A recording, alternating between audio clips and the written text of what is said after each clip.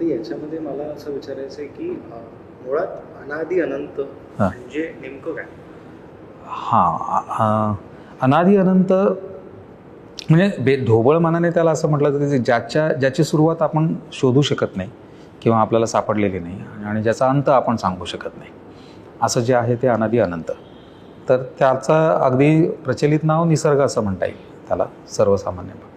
पण याचा एक्सपिरियन्स मला जो आला तो या माझ्या एका प्रोजेक्टमधून आला की आम्ही काही पुस्तकं मी वाचली. त्याच्यामध्ये एक पुस्तक होतं कार्यरत म्हणून पुस्तक होतं अवचट सरांचं. त्याच्यामध्ये अभयभंग राणीभंग वगैरे यांचे हे होतं आणि प्रकाश आमटेंचं होतं माहिती. असे सगळ्याचे छोटे छोटे होते. तर ते वाचल्यानंतर माझ्या लक्षात आलं की आपण जगतो आहोत पण आपण काही करत नाही आहोत. म्हणजे सर्वसामान्यपणे जेवलं सकाळी आणि दोनदा जेवायचं आणि आपलं रेग्युलर काम करायचं आणि दुसऱ्या दिवशी ते सगळं टाकून मोकळं व्हायचं असंच. म्हटलं हे नाही, ही माणसं जगली. तर मी प्रत्यक्ष त्या 3-4 ठिकाणी व्हिजिट दिल्या. म्हणजे मी हेमलकशाला गेलो, सर्चमध्ये गेलो आणि मग मंगळवेढा तिकडे दुसरे ते हे होते त्यांच्याकडे गेलो. असं 3-4 ठिकाणी व्हिजिट दिल्या. मग माझ्या लक्षात आलं की काहीतरी करायला पाहिजे. मग काय करू शकतो आपण? तर मग एवढंच केलं की म्हटलं आपण जेवढा ऑक्सिजन घेतला आत्तापर्यंत, मी आणि माझी सौ दोघांनी जेवढा ऑक्सिजन घेतलं तेवढा ऑक्सिजन आपण रिटर्न द्यायचा. तेवढी झाडं तरी लावायची कमी. म्हणून मग मी आमचं घर होतं गोरेगावला, तिथे आम्ही राहत होतो. मग ते विकण्याचं चाललंच होतं. ते विकलं. मग त्याच्यातनं आम्ही जमीन बेअर लँड एकदम काय त्याला तिथे एक झाडही नाही असं आणि गावापासून लांब अर्धा तास अंतरावरती आपल्या इथे आपण झाडं लावू. जनरली माहितीच नाही ना काय झाडातलं काय. तर मला असं वाटलं की झाडं लावायची, पाऊस पडतो, अदरवाईज पाणी घालायचं आणि मग झाडं वाढतात आणि मग आपल्याला फळं देतात. झालं का? मग आणखी काय करायचं? तर झाडं काय लावायचे? काजूची लावू. काजूच्या मी फळं खाता येते. पण तिथे गेल्यानंतर माझ्या लक्षात आलं की ते तसं सोपं नाही. त्याचं एक स्वतःचं सायन्स आहे, त्याची एक स्वतःची शिस्त आहे झाड लावण्याची. असं झाड लावलं म्हणजे ते जगत नाही. बऱ्याचदा लोक सांगतात की बिया फेका त्याची झाडं होतील. तसं होत नाही ते झाड.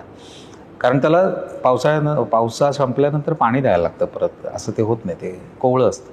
एनिवे, तर ते सगळं करता करता माझ्या लक्षात आलं की म्हणजे मी लावलेली झाडं पहिल्या वर्षी त्याच्या भोवतीने खूप गवत वाढतं. प्रचंड गवत म्हणजे आपल्यापेक्षा 1.5 पट गवत वाढतं. म्हणजे त्या गवतात जर तुम्ही शिरलात तर तुम्हाला परत बाहेर पडायचा रस्ता मिळणार नाही जर तुमच्यासोबत माहितीतला माणूस नसेल तर. इतकी शक्यता म्हणजे तुम्ही भटकत राहाल तासनतास. तर तसं गवत होतं. ते गवत वाळतं. ते वाळल्यानंतर त्याला कुठेतरी वणवा लागतो. तो वणवा पसरत आपल्याकडे येतो आणि ती सगळी झाडं जळून जातात.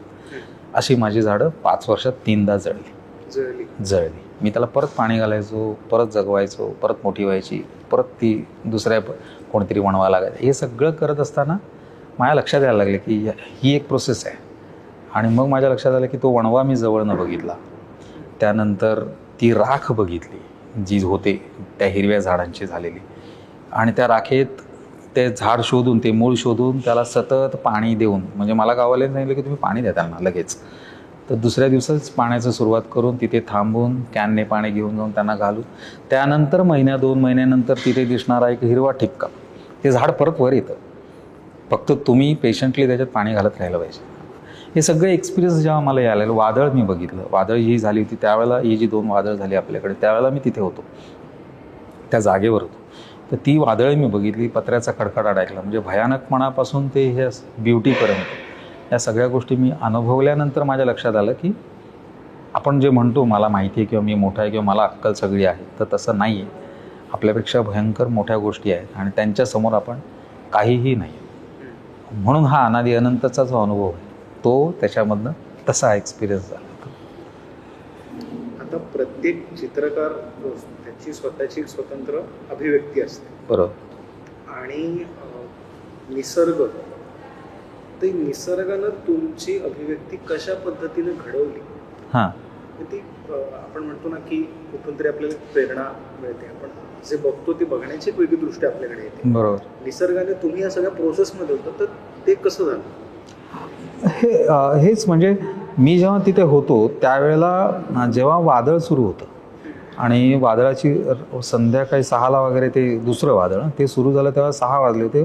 4 वाजता असं म्हटलं नॉर्मल हवा होती हळूहळू ते वाढायला लागलं आणि तिथे त्या जागेवरती जिथे माझं घर आहे तिथे माझ्या घरापासून अर्ध्या तास चालत अंतरावरती कुठलंही घर नाही. म्हणजे तुम्ही आवाज देऊन कोणाला बोलवू शकत नाही. आणि मी त्या घरामध्ये एकटा होतो. हळूहळू रात्र झाली तसं ते वादळाचा जोर वाढत होता आणि तो वाढल्यानंतर माझे ज्या घराचे पत्रे आहेत ते असे खडखड खडखड खडखड खडखड वाजत होतं. कोणत्याही क्षणी ते उडू शकतात अशी अवस्था होती. आणि वादळ कसं असतं ते माहिती आहे काय, तो थोडं असं शांत होतं आणि मग परत जोरात वारा यायला लागतो. तर हा जो ग्राफ आहे हा ग्राफ खरोखर तुमच्या हार्टवरती इफेक्ट करतो. मला भीती वाटायला लागली त्यावेळेला. पण मला भीती वाटून उपयोग नव्हता. गाववाल्यांचा मला फोन आला मोबाईलवरती की काका तुम्ही एकटे आहात तर थांबू नका, तिकडे गावात या, भले तुम्ही चालत येऊ शकाल, वारा किती असला तरी ते घराचं नंतर बघू. म्हटलं तसं नाही, मी थांबणार इथे. म्हणजे मी त्याला तेव्हा नाही म्हटलं, मी त्याला म्हटलं की मी उद्या सांगतो तुला मी का थांबलो इथे. माझा उद्देश हा होता की हे जे मी घर बांधलं हे काय वादळाला कुठल्या वाऱ्याला किती तोंड देतं आणि कुठल्या क्षणी हे पत्रे उडतात याचा अनुभव तिथे जोपर्यंत मी घेत नाही तोपर्यंत मला कळणार नाही की माझ्या घराची मजबूती काय. मी जर तिथून गेलो असतो तर कुठल्या क्षणी पत्रे उडाले मला माहीत नसणार. म्हणजे 3 तासानंतर पत्रे उडाले की 6 तासानंतर पत्रे उडाले की 15 मिनिटात पत्रे उडाले हे नाही कळणार. ही जी धडधड आहे ना ही मी त्यावेळेला तिथे बसून अनुभवली. म्हणजे मी त्याच्यानंतर मोबाईलवर गाणी लावली का तर माझं लक्ष विचलित व्हावं. मी क्लिप्स बघितल्या, माझ्या व्हिडिओ क्लिप्स बघितल्या, फोटो बघत होतो, काय नाही गाणी गुणगुणत होतो, गाणी गात होतो का तर माझं लक्ष डायव्हर्ट व्हावं तिकडनं. पण ते होत नव्हतं आणि हार्टवर प्रचंड प्रेशर येतं. इथे ते तुम्हाला जाणवतं की तुम्ही नाही आहेत काय. त्यावेळेला मग वाटतं की हे व्यक्त झालं पाहिजे आणि हे मला सांगितलं पाहिजे. जो एक्सपिरियन्स मी घेतला हा मला आता शेअर करायला पाहिजे आणि सगळ्यांना मला सांगावं असं वाटतं की ती जी चौकट आहे जी आपण त्याच्यामध्ये कम्फर्ट असतो ते सोडून तुम्ही बाहेर पडल्याशिवाय नाही कळत त्याच्यामध्ये काय. मी असंही नाही म्हणत की मला कळलं आहे अजूनही, मी पण अजून आत्ता जरासंच बघितलं कदाचित त्याच्या पुढे प्रचंड असू शकेल आणखी. पण निसर्ग चौकटी मोडायला भाग पडतो का? निश्चितच तुम्ही संवेदनशील असाल ना तर भाग पाडतो. अदरवाईज लोक दुर्लक्षही करतात किंवा सेफ मोडमध्ये जातात. म्हणजे वादळ आहे ना मग सोड ते घर, मी माझ्या सेफ मोडमध्ये जावं तसं नसतं. तुम्ही त्याला फेस करायला शिकलं पाहिजे किंवा ॲक्सेप्ट करायला शिकलं पाहिजे की हा असाच आहे पाऊस. आता वणवा जो मी बघितला ना तो वणवा लागल्यानंतर तुम्ही काही करू शकत नाही हे तुम्हाला कळतं. तोपर्यंत शांतपणे मनावरती दगड ठेवून तो लागून जायची वाटच बघायला पाहिजे. तुम्ही जाऊन त्याला फाईट नाही करू शकत. पण जर मला जमलं असतं तर मी बाईक काढून फटाफट जाऊन सेफ ठिकाणी राहू शकलो असतो. तर तुम्ही एस्केप नाही करायला पाहिजे. तो निसर्ग तुम्हाला सांगतो की तू बघ तर माझ्याकडे मी काय आहे तो. मग त्याच्यानंतर आपल्याला आपला अंदाज येतो, आपली कुवत कळते, आपली लायकी कळते थोडक्यात. निसर्ग आणि माणूस म्हणजे आपली एकरूपता आहे जीव म्हणून. हो. पण आत्ताच्या घडीला जर सगळं नागरीकरण मोठ्या प्रमाणात वाढलं आहे, शहरीकरण वाढलंय, गावांची संख्या मोठ्या प्रमाणे कमी होते आणि कुठेतरी ते टाउनशिप्स आणि या सगळ्याकडे आपला कल वाढतोय. बरोबर. याच्याकडे चित्रकार म्हणून तुम्ही कसं बघता? कारण हा एक विच्छेदन होतं, एका बाजूला माणूस आणि एका बाजूला निसर्ग. बरोबर. हे ना खरं तर खूप नैराश्यवादी, खूप निराशा आहे. कारण इतक्या मोठ्या प्रमाणात हा आघात आहे ना, हे जे वादळ आहे ऑटोमेशनचं किंवा ग्लोबलायझेशनचं वादळ किंवा हा जो अटॅक आहे ना हा इतका प्रचंड आहे ना की त्याला साध्या छोट्या पद्धतीने तोंड देऊन होणार नाही. माझ्यासारखा एकटा माणूस त्याला काही करू शकणार नाही. आणि या प्रभावाखाली ही आजकालची पिढी, तरुण पिढी, मी वाईट नाही म्हणत त्यांना, ती या एवढ्या प्रभावाखाली आहे त्याच्या की त्यांना हे असं नसतं, हे जास्त चांगलं आहे हे सांगणं सुद्धा कठीण होऊन बसलं. एक्सपिरियन्स तर दूरची गोष्ट. त्यांचा प्रश्न असतो की कशाला. तर कशाला हा प्रश्न असा आहे की हे बघा कसं आहे की मी यूट्यूबवर किंवा एखाद्या ठिकाणी रोमॅन्सची क्लिप पाहणं ही वेगळी गोष्ट आहे आणि मी ॲक्च्युअल एखाद्या मैत्रिणीचा हातात घेऊन बसणं ही खूप वेगळी. हा जो एक्सपिरियन्स आहे ना हा एक्सपिरियन्स महत्त्वाचा आहे. तुम्ही मोबाईलवरती क्रिकेट खेळणं म्हणजे मी मोबाईलला दोष देत नाही, तो खेळाचा एक प्रकार आहे, पण तिथे क्रिकेट खेळणं हा भाग वेगळा आहे. आणि प्रत्यक्ष पिचवर जाऊन तो बॉल बॅटला लागल्यानंतर टक्कन जो आवाज येतो तो आवाज तुम्ही जोपर्यंत घेत नाही ना तोपर्यंत त्याच्यातला आनंद येत नाही. तो म्हणतो मी खेळतो ना क्रिकेट. अरे हा क्रिकेट नाही आहे, क्रिकेट तिथे मैदानावर आहे. तो जो धावतो ती द्विधा होते, पकडू का नको, येतोस का नाही, तू धावतोस का मी धावू, किंवा बॉल टाकल्यानंतर आता याला कुठला टाकू, यॉर्कर टाकू का काय टाकू, ह्या सगळ्या गोष्टी ज्या एकत्रितपणे येतात ना तो क्रिकेटचा आनंद आहे. ह्याच्यावरती खेळता तो क्रिकेटचा. असं सगळ्या बाबतीत आहे.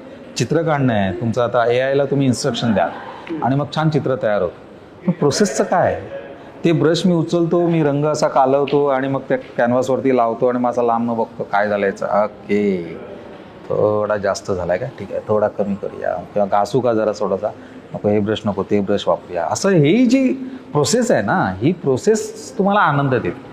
चित्र आनंद देत नाही. म्हणजे हे चित्र फायनल झाल्यानंतर झालं चित्र संपलं. ती जी माझी चित्र बनवण्याची प्रोसेस, जो थॉट माझ्या डोक्यामध्ये येतो तिथपासून ते मी साईन करेन चित्रावरती, तिथपर्यंतची प्रोसेस खरी आनंदाची आहे. त्याच्यानंतर ते चित्र संपलं, मग ते तुमचं रसिकांचं, माझा काही त्याच्याशी संबंध नाही, माझं काम संपलं. सो हे जे आहे ना ऑटोमेशन, हे असं त्रासदायक आहे. आता हे कसं आवरायचं हे मला माहीत नाही, आणि मी सुरुवात केली माझ्या तऱ्हेमध्ये. मी हे एक्झिबिशन हे तेच सांगतो. आता बरीच जनरेशनची लहान मुलं किंवा तरुण मुलं आली, त्यांना खूप आवडलं हे. मला तेवढं झालं तरी माझं काम झालं. म्हणजे मी माझ्या परीने मॅक्झिमम प्रयत्न केले. पण ते वाईट आहे, आणि त्याच्यापासून लोक मशीन व्हायला लागलीत आता. म्हणजे एक मशीनसारखीच कामं करतात. सकाळी उठतात, संध्याकाळी जातात, हे करतात. ते ठरलेली काय म्हणतात त्याला, त्यांचं रुटीन असतं. ते रुटीन करतात, संध्याकाळी जाऊन झोपतात. त्यांना वाटतं हेच आयुष्य. सॅटर्डे संडेला तुम्ही जे विचार करता किंवा बाहेर जे फिरता किंवा मित्रांना भेटतात, ते आयुष्य आहे. त्या आयुष्यासाठी करणारी ही कसरत आहे. आता कसरत हेच आयुष्य झालं आहे, आणि बाकी सगळ्या मजा सगळ्या निघून गेले. ते तसं आहे. म्हणजे त्या त्रासदायक आहे, पण ॲक्सेप्ट करायला पाहिजे. जेवढं जमेल तेवढं बाहेर पडायचं त्याच्यात. असं एक शेवटचा, हो प्लीज.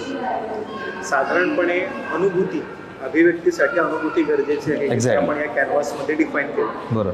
पण या व्यतिरिक्त आपण चित्रकार म्हणून, लेखक म्हणून, कुठल्याही कलाक्षेत्रात असतो, आपल्यावरती काही काही प्रभाव क्षेत्र असतात, काही काही प्रभाव टाकणारी माणसं असतात. तर तसं तुमच्या बाबतीत कोण आहे, किंवा किती जण आहेत, किंवा कुठली एक आपण म्हणतो ना की चित्रकलेतले पण एक संप्रदाय होते, एक मुवमेंट होती, तर तसं कुठलं आहे? कसं आहे, आता वय सांगू नये, पण 59व्या वर्षी मला माझे काही विचार ठाम झालेले आहेत. आणि मला आत्तापर्यंत असं वाटत होतं, आत्तापर्यंत म्हणजे गेल्या वर्षभरापर्यंत वाटत असं की काही विचार जे आहेत हे मला माझ्यापर्यंत पोचत नाहीत, किंवा मी त्यांच्यापर्यंत पोचत नाही. तर का पोचत नाही, असं मला माझी स्वतःची मनस्थिती अशी होती की मी का पोचू शकत नाही, मी का करू शकत नाही. आता माझ्या असं लक्षात आलं की ते नाहीच आहेत विचार, तो भ्रम आहे, तो आभास आहे नुसता. कारण मी जे जगतो, मी जे करतो, याच्यातनं मला आनंद मिळतो आणि माझ्या रसिकाला आनंद मिळतो. इथे संपलं सगळं. याच्यापेक्षा जे कॉम्प्लिकेटेड आहे ते नाहीच आहे खरं. म्हणजे ते नुसतंच आभास आहे, तो नुसतंच गुंता करून ठेवलेला आहे. या गुंता सोडवण्यात मी माझं आयुष्य घालवणार नाही. तो ज्याने केला त्यांना तो लकला. माझं चित्र, माझं विचार, माझा आचार, माझं वागणं हे सरळ सुतासारखं आहे. सगळ्यांना कळतं, सगळ्यांना समजतं, सगळ्यांना भावतं. जे काय असेल ते, त्याला वळणं मिळतील, त्याला ट्विस्ट मिळेल, काय असेल ते. पण ते न समजणं इतकं कॉम्प्लिकेटेड मला करायचं पण नाही, आणि मला त्यात जे नाही आहे कॉम्प्लिकेटेड त्याच्यात घुसायचं पण नाही आहे. त्याच्यामुळे प्रभाव म्हणाल तर अनेक लोकांचे आहेत. म्हणजे थोरा मोठ्यांमध्ये वासुदेव कामतांपासून अनेक शिक्षक आमचे झालेले आहेत, इथपासून सगळ्यांचं आहे. तर अगदी इथे एक चित्र आहे एका बाईचं, तिथे एक चित्र आहे. ही गावातली माणसंसुद्धा खूप सुंदर शिक्षण देतात आपल्याला. म्हणजे तुमचा थोडासा वेळ घेतो, पण असं सांगतो की एकदा मी तिथून निघालो आणि गवत कापायला मी मुलांना बोलवलं होतं, माणसांना बोलवलं होतं. ते मी गेल्यानंतर एक दिवस काम करणार होते. दुसऱ्या दिवशी ते आले. काम करताना मला त्यांचा फोन आला की काका तुम्ही चावी नाही लावली, दरवाजा उघडा आहे. अरे त्यांची मशीन सगळे बाहेर होत्या, मग दरवाजा उघडा. तर म्हटलं आता काय करू. तर म्हटलं तिथेच आतमध्येच असणार चावी, तर तू ती चावी नाही. म्हटलं चावी मी घेऊन आलो. तो म्हणाला काय करू. म्हटलं काय करता येईल, काहीतरी काठीबिठी लाव. म्हणाला ठीक आहे बघतो म्हणून. तर त्याने प्रयत्न करून बघितला, ते काही झालं नाही. गावात माझ्याकडे एकाकडे चावी होती. त्या मुलाला मी सांगितलं की जरा जाऊन बघ आणि ते टाळं लाव तिथे चावी. तर तो गेला तिथे जागेवरती, आणि मग तो म्हणाला की काका तुम्ही टाळं बदललं आहे, माझ्याकडे जी चावी ती लागत नाही याला. तर म्हटलं आता काय, ते टाळं ऑलरेडी आहे, त्याच्यामुळे दुसरी काडी पण त्याच्यात जात नव्हती. त्या मुलाने काय केलं, तो म्हणत की बघतो काय करता येईल ते. आणि मग तो घरात गेला. ते टाळं दरवाजा उघडा असल्यामुळे घरात गेला. तर त्याच्याकडे जी चावी होती त्याचं टाळं तिथे त्याला मिळालं, आणि मग त्याने त्या टाळ्यावर ती कडी लावली. ती कडी लावून त्या कडीच्या हुकमधनं टाळ्यामध्ये लावून हे दुसरं टाळं त्याला लावलं. त्याचा फोटो आहे माझ्याकडे, मी शेअर करेन मला जर जमलं तर. ते लावलं त्याने, आणि मग मला फोन केला की काका बिंदास, आता काय नाही उघडणार. हे शिक्षण आहे. ती अडचण जी आहे ना, त्या अडचणीवर त्याने त्याच्या पद्धतीने मार्ग काढला. हातवर नाही गेले की मी हे काहीतरी करणार आहे, ते पण काकांना सेव्ह करणार. ही साधी गोष्ट नाही आहे. त्याच्या अवेलेबल सोर्सेसमधनं त्याने मार्ग काढला की नाही, हे शिक्षण आहे. म्हणजे आदर्श तुम्ही जे म्हणता, इम्प्रेशन म्हणता, ह्या सगळ्या गोष्टी शिकता येतात. फार साध्या साध्या गोष्टी असतात तिथे.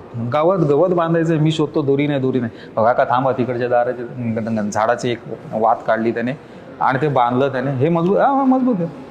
अरे थांबतच नाहीत ती माणसं, कुठेच थांबत नाही. विचार काय करताय म्हणून, कसला विचार करताय, हे कापून टाका, ते हे करते, सट्टासट निर्णय घेऊन मोकळे होतात. आणखी 1-2 पेंटिंग आहे, मी सांगेन तुम्हाला कशी आहे. So they are happy. आपणच ना असं कॉम्प्लिकेशन्स करून ठेवलेलं. मग आता सुटतं सगळं गणित. आता इथल्या प्रॉब्लेमकडे बघताना पण वाटतं की अरे काय त्यातलं काय, याच्यात काय एवढं आहे विषय, असं सोपं आहे ते. त्याच्यामुळे प्रभाव बऱ्याच लोकांचा पण आहे. आणि तुम्ही शिकत असता प्रत्येक लहान मुलांपासून मोठ्या माणसांपर्यंत. तुमचे डोळे कान उघडे पाहिजेत, संवेदनशीलता जागी पाहिजे. तुम्हाला सगळ्या गोष्टींकडनं शिकायला मिळत असतं. प्राणी पशु पक्ष्यांपासून सगळ्यांपर्यंत लक्ष पाहिजे. त्याच्यावर कुणाचं असं नाव नाही घेता येणार, पण अनेकांचे आहेत उपकार माझ्यावरती. त्या सगळ्यांनी शिकवलेलं, आई बाबा आहेत म्हणा किंवा काय शिक्षक आहेत, सगळे बरेच आहेत. कलाकाराची अभिव्यक्ती ही केवळ त्याची निर्मिती नसून ती एक अनुभूती आहे, हे आपल्याला शरद तावडेजी यांच्याशी संवाद साधल्यावरती लक्षात आलं. आणि त्यांच्या या सगळ्या चित्रांच्या माध्यमातून निसर्गाशी एकरूप होण्याचा संदेश आपल्याला त्यांनी दिला. तुम्हाला ही चित्रानुभूती कशी वाटली हे आम्हाला कमेंट बॉक्समध्ये नक्की सांगा. आणि कला साहित्य संस्कृतीच्या अपडेटसाठी MHA MTBच्या यूट्यूब चॅनलला सबस्क्राईब करायला विसरू नका. धन्यवाद.